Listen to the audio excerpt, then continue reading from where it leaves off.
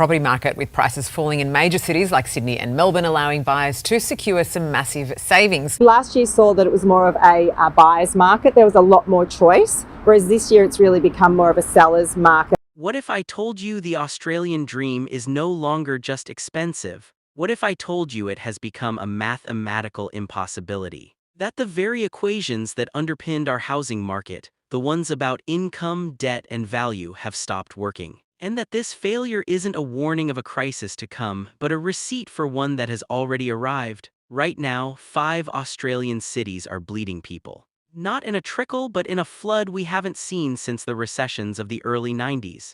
This isn't about sea changers or remote work trends anymore. This is a financial evacuation.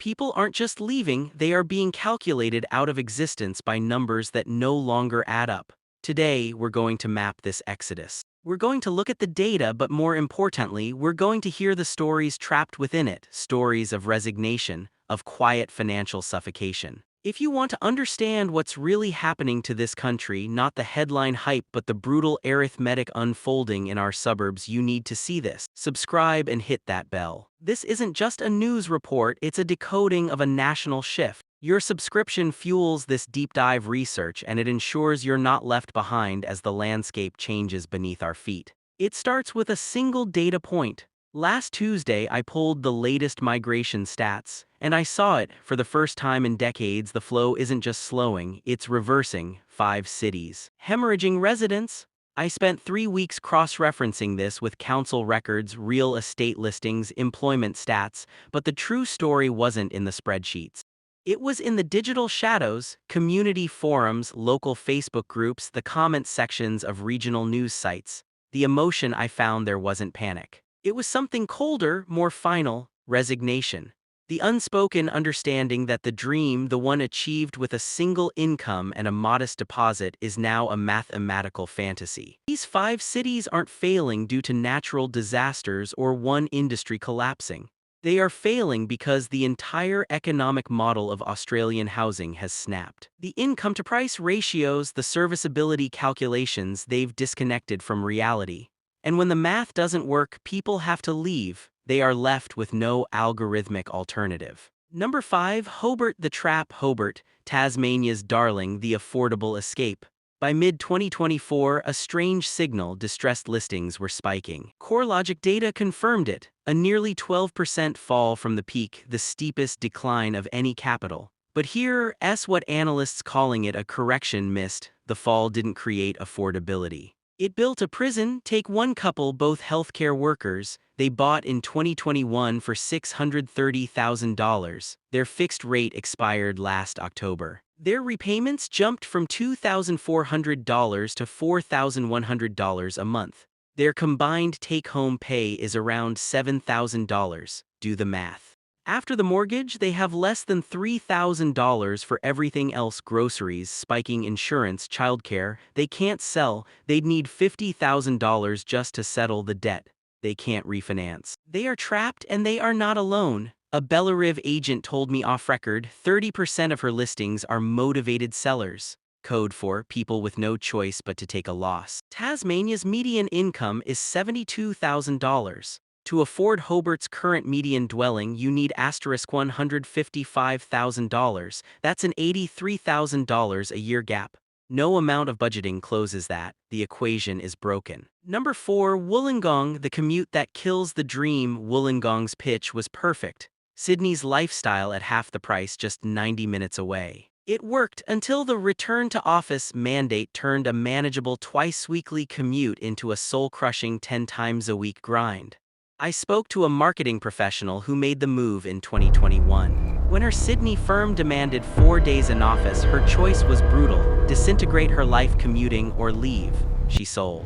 After 68 days, after costs, after 7 years of payments and a $50,000 deposit, she walked away with just $11,000 in equity. Then, the bedrock shook. BlueScope Steel, the region's industrial heart, announced production cuts. When BlueScope sneezes, Wollongong gets pneumonia. The median house price hit $850,000, the median income $78,000. That's an 11-to-1 ratio. The income needed $204,000. The shortfall is a canyon, and life offers no bridges when your budget has zero margin for error. Number 3, Newcastle, the illusion of escape. Newcastle sold itself as the ultimate Sydney escape valve. For a brief, shining moment, if you kept your Sydney salary, you could win. But the moment passed. The median house price mirrors Wollongong's impossible $850,000 against a $78,000 income. Newcastle's vulnerability. An economy not diverse or high-wage enough to justify those numbers.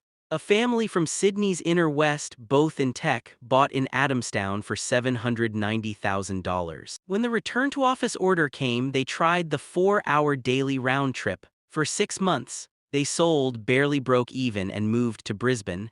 Their story is a microcosm. Listings are up 27%. Vacancy rates are climbing. The old coal-based economy is in structural decline. The new renewable hub is decades away. Newcastle isn't a solution anymore, it's a symptom. Number 2, Geelong, the coordinated collapse. Geelong's data reveals something more disturbing than a slump.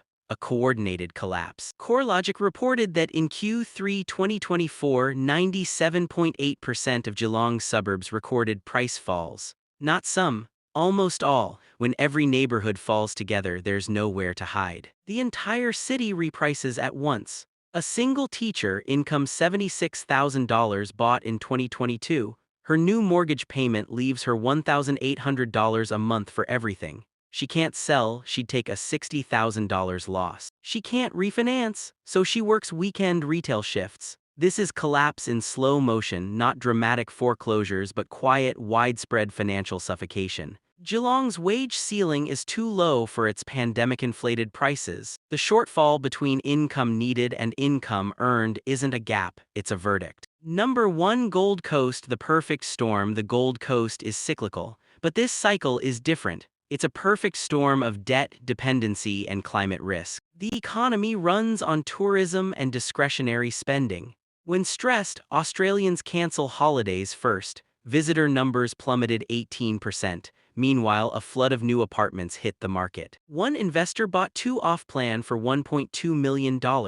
Expected rent, $4,000 month. Reality, $2,800 month. His mortgage, $5,200 month. He is losing $2,400 every single month just holding empty assets. Then, the third blow, climate risk. Insurance premiums in some areas have risen 400% in 5 years. Imagine your mortgage doubles from rates, your insurance triples from climate risk. That's not a challenge, it's an execution. The median house price is $920,000. The median income is $68,000. You need $220,000 to service that. The shortfall is a staggering $152,000. The dream lifestyle has become a leveraged nightmare. What ties these 5 cities together is the systematic breakdown of the relationship between income and asset value. For 2 decades, Australia built an economic model on ever-rising house prices and cheap debt. It worked spectacularly until it didn't. Until it exhausted the pool of people who could possibly pay the prices. The people leaving these cities did everything right. They saved, they got approved, they bought in places promised as affordable. They weren't speculators, they were families seeking security. Now, they are the canaries in the coal mine, demonstrating a brutal truth. When the mathematics of living somewhere no longer function for ordinary wage earners, the only logical outcome is exit. The trajectory is now clear. For Hobart, Wollongong, Newcastle, Geelong, and the Gold Coast, the fundamental economics of habitation have failed. The affordable home ownership dream has evaporated within a single generation. What we are witnessing is a painful, inevitable adjustment where asset values slowly and painfully reconcile with income reality. This is where the break in the system is most visible. But it won't end here. I'll keep tracking this because the data updates monthly and the stories, the human cost, accumulates daily.